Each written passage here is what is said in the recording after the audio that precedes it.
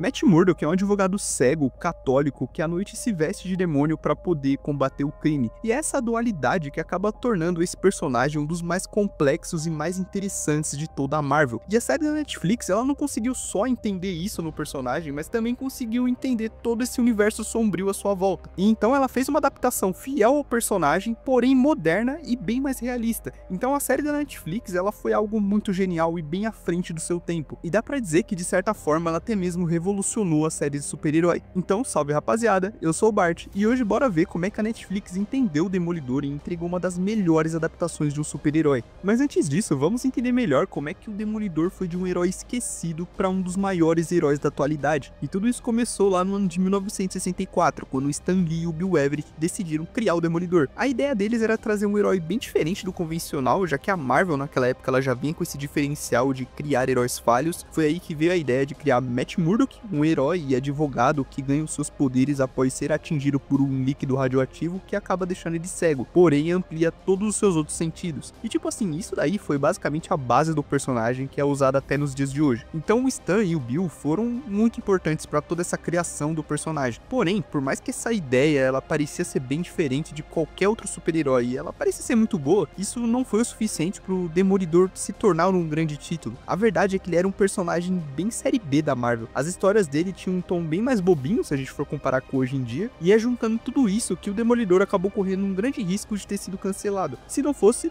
pelo gênio do Frank Miller, ele acabou assumindo o personagem lá nos anos 80 e o que ele fez foi mudar totalmente a mitologia do Demolidor, deixando as histórias dele bem mais sombrias e acrescentando vários elementos que é utilizado até nos dias de hoje, como por exemplo o Wilson Fisk, ele acaba se tornando um vilão bem mais complexo e aterrorizante e vindo bem mais pro lado do Demolidor, já que antigamente ele era bem mais vilão do Homem-Aranha. Então o Miller ele acaba criando também a personagem Elektra e todo esse relacionamento que ela tem com o Murdock, e deu até mesmo um tom bem mais no ar e violento para suas histórias. E isso tudo que eu falei foi só na run que ele teve com o personagem. Mais pra frente ele chega até a voltar e criar uma origem definitiva com a HQ O Homem Sem Medo, que acabou inspirando também a série da Netflix. E ele também escreve um dos maiores, se não o maior clássico da Marvel. Pra mim é o maior clássico, tá? Que é Demolidor, A Queda de Murdock. Então foi graças ao Miller que o Demolidor foi de um herói esquecível para um dos heróis mais ricos aí da Marvel.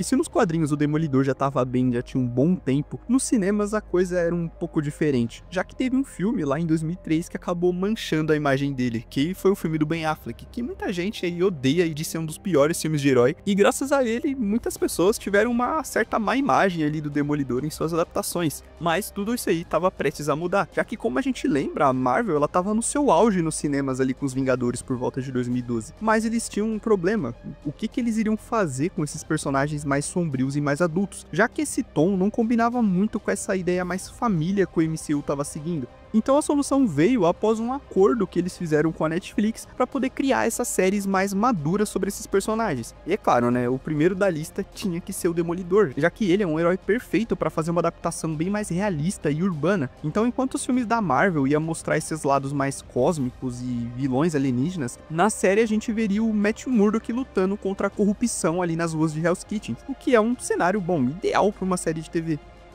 E o segredo pro sucesso que a Netflix teve nessa série foi que ela conseguiu entender tudo que o Frank Miller tinha feito nos quadrinhos ali nos anos 80. Então a série pegou basicamente tudo aquilo que funcionava nas HQs do Frank Miller, que era esse tom mais no ar e violento, pegou também esse lado do rei do crime como um vilão bem mais complexo ali, aterrorizante, soube trabalhar muito bem a dualidade que o Matt Murdock e o Demolidor tem, e também trouxe cenas de ações muito mais brutais e realistas. Enquanto outras séries de super-herói, como por exemplo as séries da CW, naquela época era cheio de efeitos e histórias bem mais simples, a Netflix ela apostou em algo bem diferente. Ela deu um drama muito maior para os personagens, criou cenas de lutas bem mais coreografadas, como por exemplo aquela cena icônica do corredor, que acho que é impossível você falar de Demolidor e não falar dessa cena. E o resultado foi simples, né? Foi uma série que conseguiu agradar não só os fãs dos quadrinhos, mas também conquistou uma legião de novos fãs. E mostrou que uma adaptação de herói pode sim ser levada a sério, já que, pô, pra mim, Demolidor, ele tá no pódio ali das séries mais pica de todas, tá ligado? Não só de super-herói. Então, assim como o Demolidor havia sido salvo pelo Frank Miller lá anos atrás nos quadrinhos, a gente pode se dizer que a Netflix conseguiu salvar o Demolidor também nas adaptações, já que, pô, aqui é a mídia perfeita para quem quer acompanhar o Demolidor fora dos quadrinhos.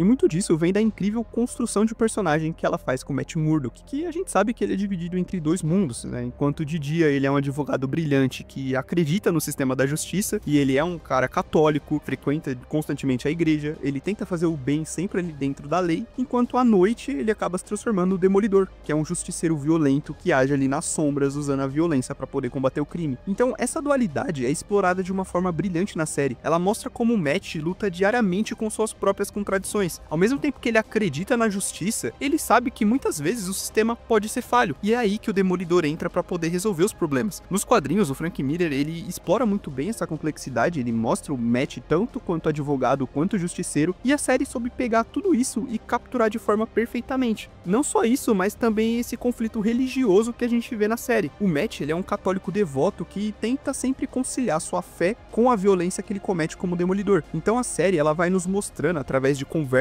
com o Padre Lenton, que inclusive eu sinto muita falta desses diálogos, já que eles servem como uma espécie de terapia pro Matt, e a gente consegue entender bem melhor sobre a fé dele e como a fé que ele tem molda quem ele é como Demolidor. E toda essa relação da fé dele, ela foi tirada facilmente dos quadrinhos do Miller, já que esse é um tema muito bem abordado nas suas histórias com o personagem. Um exemplo é a própria queda de Murdock, onde a gente vê o Matt perder tudo. Ele perde sua carreira, seus amigos, sua sanidade e questiona profundamente a sua fé. Para vocês terem uma ideia, nesse arco o Matt ele chega até a virar um mendigo após ter sua vida destruída pelo rei do crime. E ela não é só uma história de herói comum, ela tem toda uma inspiração bíblica, tipo, é uma história bem bonita, onde mostra um homem se reerguendo e restaurando a sua fé. E eu vou até deixar na descrição o link da HQ caso vocês queiram ter para sua coleção. Eu te garanto que vale muito a pena, é uma história bem bonita, é uma história muito boa e que vale muito a pena ser lida, até mesmo se você não é religioso nem nada, porque como eu falei, é uma história que não mostra só a restauração da fé, mas mostra também um homem tendo que se restaurar, né, tendo que se reerguer após ter atingido o fundo do poço.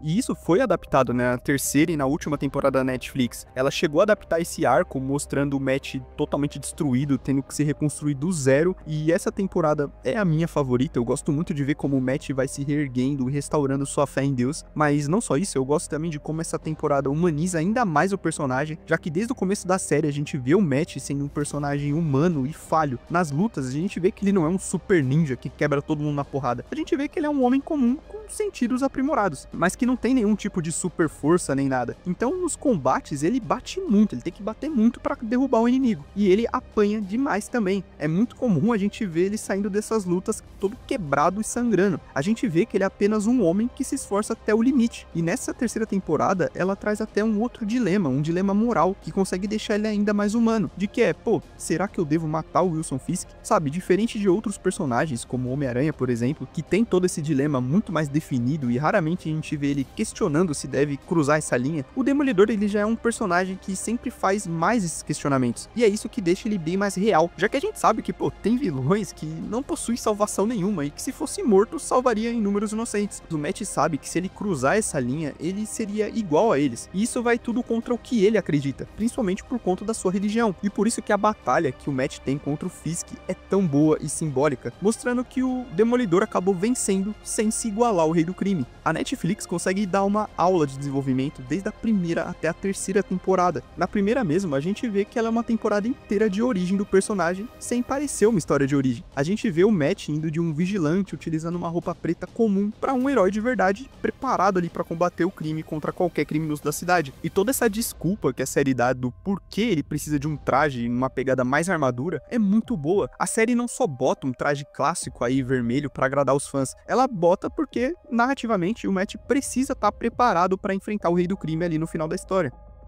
E o Wilson Fisk é um personagem que eu vejo como protagonista também dessa primeira temporada, já que a série ela nos mostra essas duas perspectivas. De um lado a gente tem o Matt e da outra a gente tem o Fisk, e a gente vê a infância de cada um dos dois. A gente vê que o Matt tinha um pai preocupado com o seu futuro e que não queria que ele seguisse o mesmo caminho errado que ele, enquanto do outro lado o pai do Fisk era totalmente o contrário, né, já que ele era basicamente um pai abusivo que queria que o filho seguisse os seus passos no crime, além também da sua mãe, mesmo sendo uma vítima de todo esse abuso do pai dele, tendo tendo essa mesma visão distorcida de mundo. Então essas cenas, elas não só justificam as ações que o Fisk tem, mas explicam muito mais sobre a psicologia ali dele e por que ele é desse jeito. Já que mesmo dessa maneira distorcida dele, ele realmente quer mudar a cidade e ele acredita que tá fazendo bem pra Hell's Kitchen. E a gente vê que ele é alguém que entende muito sobre arte, entende muito bem sobre cultura, mas a gente sabe que isso é basicamente uma fachada. Isso mostra só que ele não é um mafioso comum, ele é um cara bem estrategista na real. Essa contradição entre tirano e suposto benfeitor vem direto ali dos quadrinhos do Frank Miller, onde o Fisk ele é muito mais que um mafioso, ele é basicamente um estrategista nato. E ao longo dessas temporadas a gente vai acompanhando essa jornada de ascensão, queda e no final ali o retorno. O que faz o Fisk ser tão memorável é que ele funciona muito como um espelho do Demolidor. Enquanto o Matt ele luta para não se corromper, o Fisk ele meio que abraça essa escuridão e acredita que ela é necessária para o bem da cidade.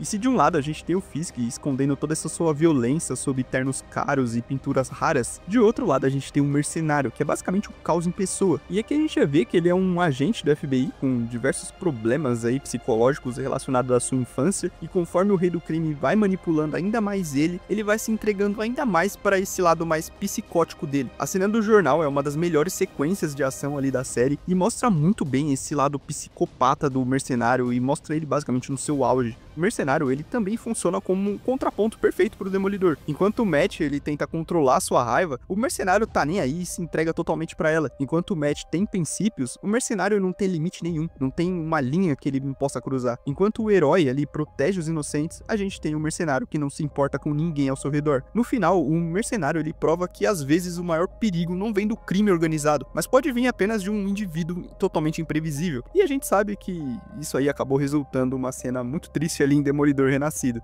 E todo o dilema que a gente tem entre o Matt, mercenário, e o Fisk, pô, é genial. O Fisk, ele representa todo o mal organizado que acredita na ordem através do terror, enquanto o mercenário, ele é o caos puro, ele é imprevisível, não tem lealdade nenhum. E o Matt, ele fica bem no meio dessa linha, lutando pra não poder virar nenhum dos dois. E aonde o Matt encontra toda essa força para não cruzar nenhum desses limites, está nos seus amigos, com cada um deles representando um aspecto diferente do seu conflito interno. O Fog, por exemplo, não é só o melhor amigo dele, ele é basicamente uma consciência moral do Matt, já que enquanto o Demolidor age nas sombras, o Fog ele insiste em mostrar pro Matt que dá para eles lutarem também dentro do sistema. Ele quer mostrar que a justiça, ela pode sim vir ali do tribunal. Enquanto com a Karen Page, a gente pode ver como ela começa como uma secretária ingênua, mas ela acaba evoluindo a capaz de se tornar até mesmo a voz ali dos inocentes que o Matt acaba jurando proteger. E a Elektra pode representar tudo que o Matt teme dentro de si mesmo. Enquanto o Matt ele reprime o seu prazer pela luta, a Elektra abraça completamente. E aí a gente tem também o surgimento do Justiceiro na segunda temporada, adicionando outra camada nesse dilema do Matt. O Frank Castle é o espelho que o Matt se recusa a encarar. Um homem que também perdeu tudo, mas que acabou escolhendo um caminho completamente diferente. E é essa teia de relações humanas que acaba transformando o Demolidor de um simples herói para um dos personagens mais complexos aí de toda a série.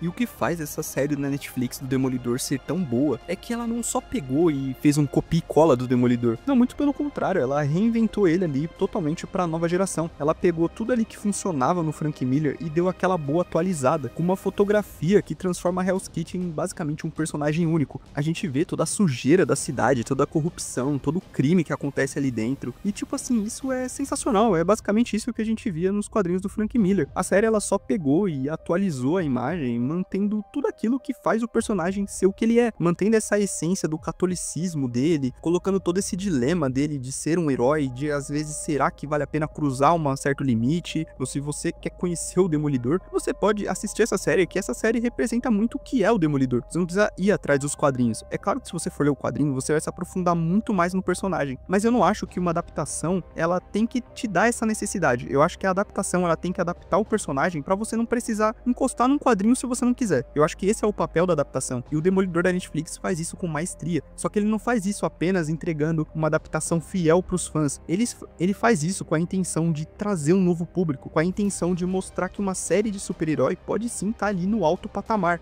E agora, com o retorno do Demolidor ali pela Disney, era isso que eu tava esperando a gente ver na série ali do Demolidor Renascido. E eu confesso que eu tô gostando bastante da série, eu sinto que eu tô vendo o mesmo Demolidor da Netflix. É claro, eu ainda não acho que ele tem essa mesma qualidade que o Demolidor da Netflix tinha, mas se a gente for pensar em todos os problemas que essa série teve, em tudo ali de regravação que eles tiveram, pô, a série tá muito boa, a série tá excelente. Eu acho que sim, tem alguma coisa ou outra ali que eu possa ter algumas ressalvas, mas eu vou guardar isso daí pra quando a série terminar. Quando a série terminar, eu pretendo fazer um vídeo só falando da temporada do Demolidor da Disney, porque eu não gosto de ficar fazendo análises episódicas, mas eu posso garantir pra vocês que eu tô gostando bastante da série até agora. Até o momento eu vi até o episódio 6 e eu tô amando bastante, mas deixa aí nos comentários e me fala, você tá curtindo o Demolidor da Disney? Pra você o Demolidor da Netflix é infinitamente superior? Pra você o Demolidor da Netflix realmente é tudo isso? E também, né, deixa aí sua temporada favorita do Demolidor. Tamo junto, rapaziada. Se você curtiu o vídeo, não esquece de deixar o seu like e se inscrever no canal. A gente se vê na próxima e tamo junto.